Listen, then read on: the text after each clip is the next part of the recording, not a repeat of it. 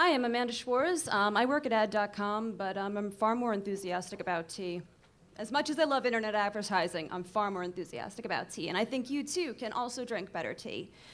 So what do I love about tea? That is whole leaf tea. That is not from a bag, and it's delicious, and it's beautiful. There's kind of an aesthetic about it that's really quite lovely. I'm so glad that there was talk about aesthetic. There's something kind of peaceful and nice about having something beautiful to consider as you're drinking. This is my teapot at home. I love it.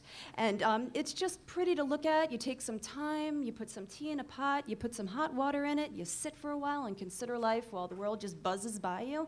It's just kind of nice to sit and just contemplate, so that's why I like it. This is a tea plantation. Tea is grown all over the world, in Japan, in China, in Sri Lanka, all over the place. Even in the United States, there's one small tea plantation in South Carolina. But there needs to be a certain kind of balance between temperature and humidity for tea to grow.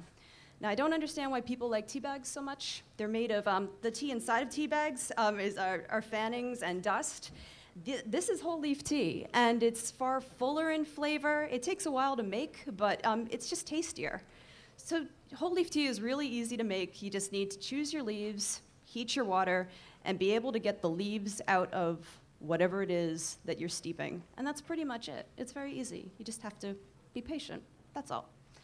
So this is the Camellia sinensis. This is the plant, or Camellia sinensis. This is the plant where tea is from. I'm totally blanking out. I knew this was going to happen. But yeah, this is, and what's nice about it is it grows in different countries. Between China and India, it's a little bit different in variation. So the flavor will be different, and the flavor will be different also because of the different water and the different soil that's going into creating the plant, which affects its terroir. That's terror, I don't know. It's the feeling of it. Terroir, thank you very much. So 5 of the teas that I'm going to be discussing are black, oolong, green, and white, and herbal. Herbal is the only one that is not made from this one particular Camellia sinensis. So I thought that was pretty fascinating.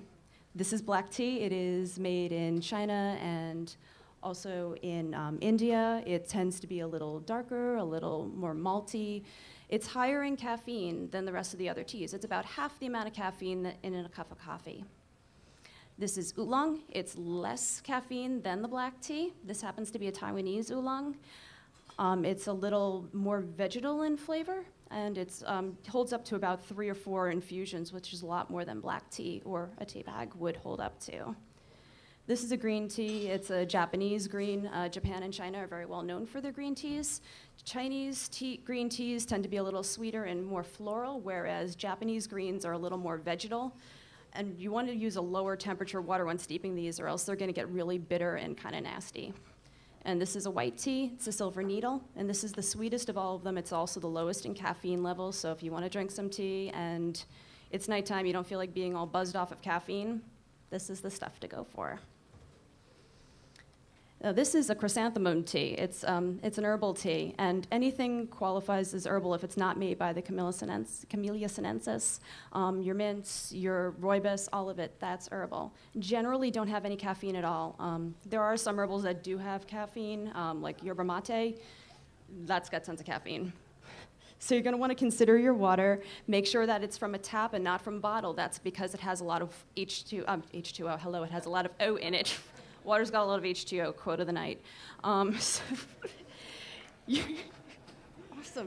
You're not going to want to steep in one of these. As you saw before, the leaves get really, really big, and they're not going to fit in those at all. I use the one on the left as like a castanet in my kitchen. That's just about it. It's fairly useless. Steep in a teapot, add a little bit of hot water, swish it around, dump it out, put your leaves in, your hot water, and only put as much water as you need for the amount of leaves in the pot, and then maybe pour it through one of those infusers to make sure that you get all the leaves out and that you don't oversteep the leaves, because if they're oversteeped, they stink. This is the obligatory chart of amounts of heat and time for tea leaves. Don't bother memorizing it. It's available everywhere. You just kind of have to have it in any presentation about tea. And there it goes. So the legend of origin from tea, one of them is the Bodhidharma was the first patriarch of Zen. He was doing about a 9-year stint in meditation when he fell asleep, and he got pretty frustrated, so he ripped off his eyelids and threw them to the ground. Yeah, and from there, the first tea plants grew. So no one has to go to that much effort to get a decent cup of tea, gratefully. You know, tea is the second most popular beverage in the world, second only to coffee. I mean, not to coffee, to water. So reconsider your cup of coffee, try a cup of tea. It's pretty tasty. If you visit teaandtech.com, that's my site, Earthbound Tea is offered to send a sample for free to anybody who wants to leave their information. So please feel free to visit, send me your address and whatnot, and we'll send you some free tea. Go eat some ice cream. Thank you so much.